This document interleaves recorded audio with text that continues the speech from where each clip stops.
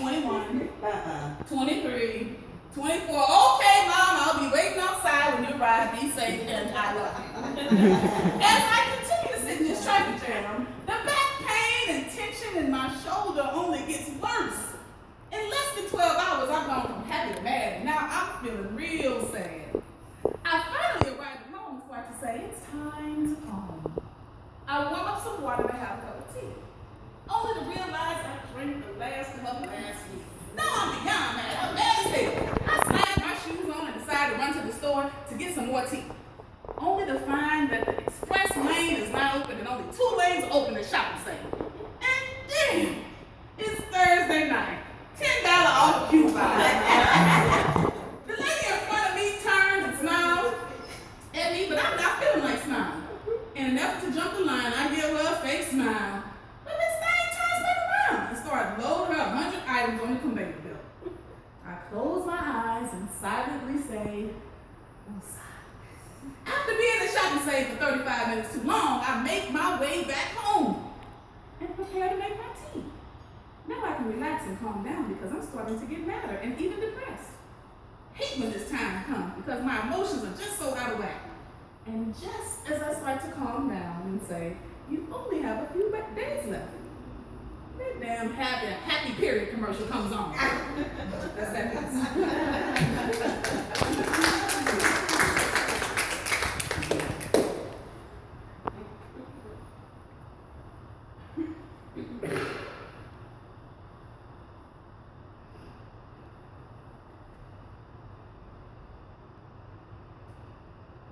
So that's kind of, you get to see a little bit of silliness and personality in that piece, so I guess I'll keep that going. This piece caught my hair. Staying up late to get my hair pressed. When tomorrow I have that early morning test. Holding my ears back and hearing that sizzle, I can feel that blue magic drizzle. Upset with mama for the pain of this hot iron so close to my head. Not understanding what all the fuss is about. Why I can't rock my afro puffs.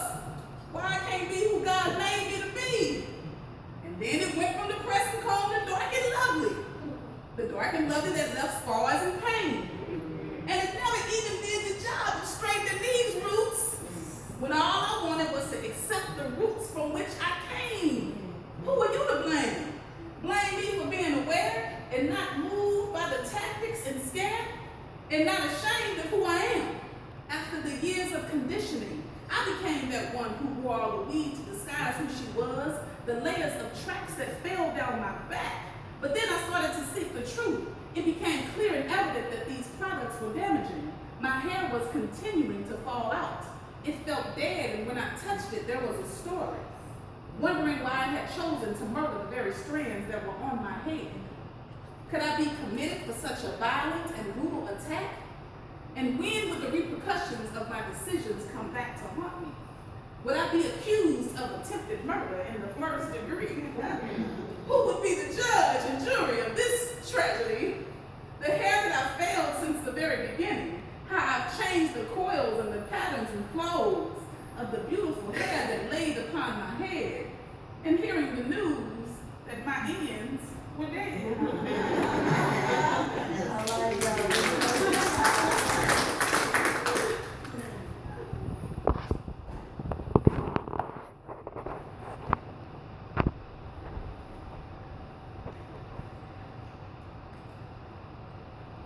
Okay, this piece is called In Remembrance of You.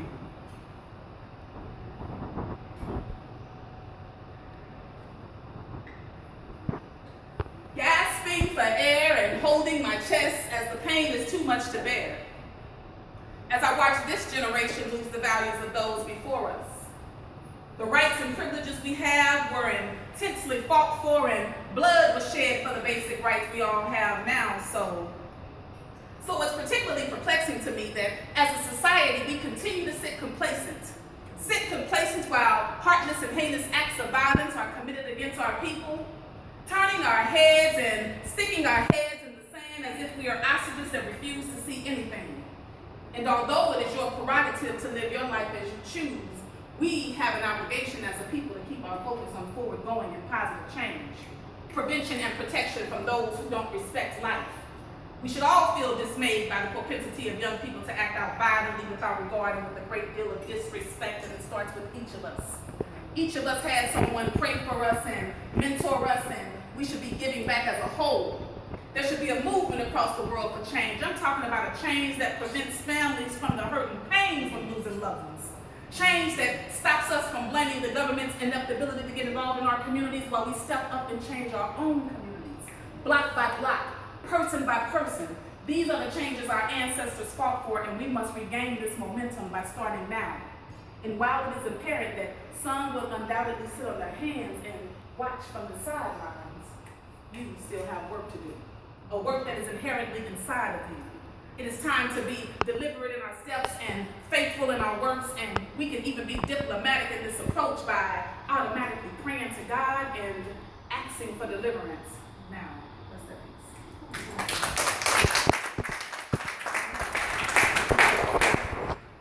All right, y'all. I'm gonna share a few more pieces, but this is the fun part.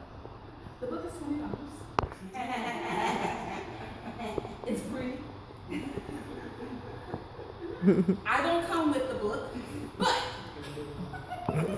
you can go to the website and look at me. And then the CD is 10, and then to get the CD and the book is 25, and then I just started a new thing, audio download, and I'll send you the link for $5. So if you want to hear it now, the CD and the audio download does not contain my full book. The CD and the audio download contains 8 of my top picks that I went into the studio and recorded. So, just so you guys know and are aware of that, so you don't get your CD and your download and be like, that ain't the whole book. I know! So, you guys, please support. Please, please, please support. Now, what's the time? Okay, so this is the point where I do what's called shout-outs. Okay, allow me to have the party in her space where she lives. What they say about girlfriends? I have a guest. Okay, thank you to my friend Nicole, who is no longer here. She gets a shout-out even though she's not here anymore, because she came from St. Louis. She came here for a wedding, and she still made time to come by here and have to drive back to Houston. So shout out to her. Shout out to my friend Sharon, who I didn't meet until I came to St. Louis, because we know the same people in St. Louis, and we got connected while I've been here 2.5 months ago. But she's been helping. I didn't put her to work already. So shout out to Sharon. Shout out to my friend Kim, who had family in town, but she still made time to come over to see me today. Shout out to my nephew, my other son. He be driving me crazy too. He did my makeup. Alan. Shout out to the people who don't even know me who came. Y'all get a big shout out. You don't even know me. You like,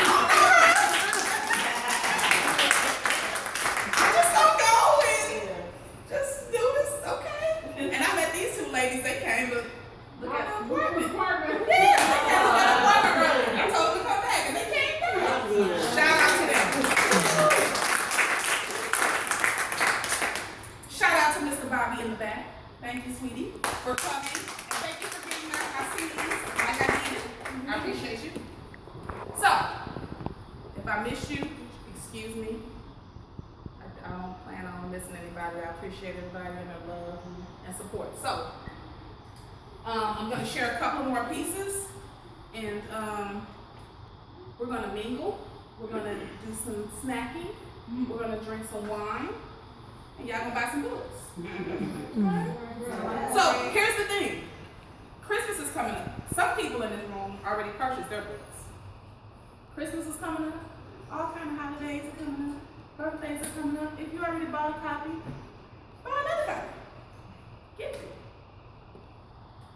All of us know another sister that could benefit from this. Okay? $20 is this a small token towards somebody getting some therapy and some encouragement. That's it. That's all it is. So, this piece that I'm going to share is a very short piece. My mom was a single mother. My mom, I always say my mom was dead. She's the most supportive. I just was sharing this story. My mom, I can call my mom and say, you know what, Mom? I'm going to be an astronaut tomorrow. And my mom will be like, well, baby, get over here tonight so I can fry you some chicken and some macaroni and cheese and some greens because you need to eat before you go into space. That's my mother. That's why I don't believe it ain't nothing in this whole wide world I can't do. That's why you got to pour into people. You got to pour into people. Because that's why when people look at me when I say I'm doing something, they be like, how you going to do that? Because my mama said I could do it. It's that simple for me. It might be hard, but my mama said I could do it. So, but my mother was a single mother and worked 2 jobs, and she wasn't college educated or nothing, but that didn't change how she poured into me and my sister. So this piece is called Withdrawal. Making a withdrawal to take care of all the household needs. Looking at the budget and projecting how long she will have to be on her knees. Pleading to God to just intercede. Make sure it all works out because she has kids to feed, bills to pay, and food to buy. She is trying her hardest not to cry. Things have been extremely tough since that man said goodbye. The hope is that this withdrawal goes through without any form of delay as she contemplates what items she could put on display at the next yard sale to make ends meet until the next payday. That's that piece.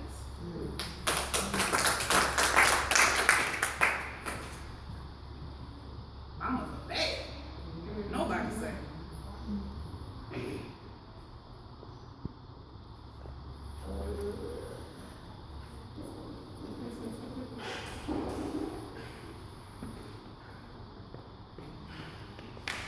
This piece is called Pain in Her Eyes. The pain in her eyes said it all. Unfortunately, no one paid close enough attention. She always had so many around her.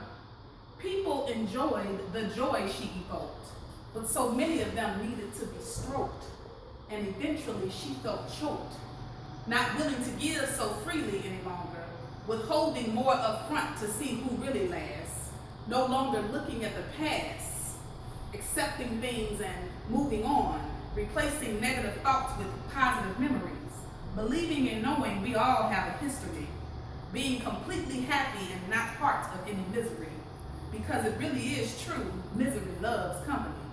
She can now admit she used to act a fool. That pain of the past caused so much hindering in her growth. But the moment she realized that her plan was greater, she released those past demons and commenced to her dreaming, allowing peace and forgiveness to enter her spirit, then knowing that she had been delivered. That's that piece.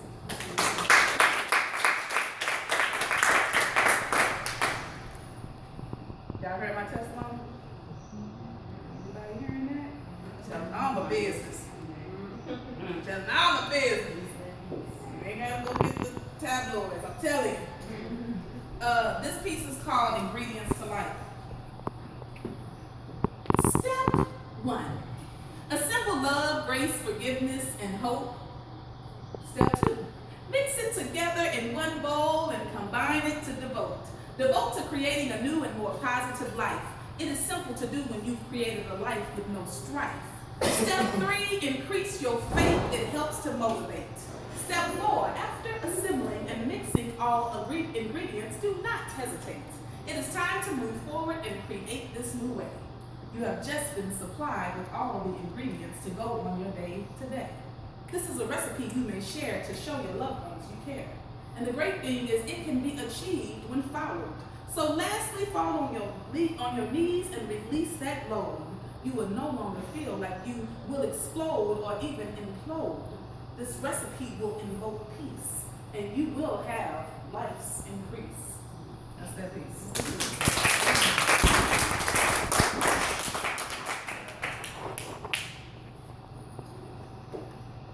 So, I'm going to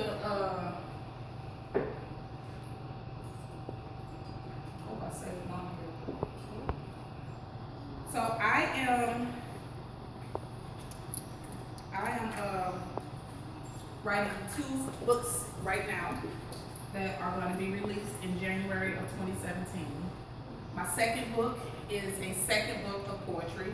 My third book is a self-help book. So both of those books will be released at the end of January 2017. So be on the lookout for that. Thank you. And also, I have to share this with you all. After I wrote the first book, I was like, yeah, I don't think I'm gonna be writing more books. Complacency for too long, and you're doing just so.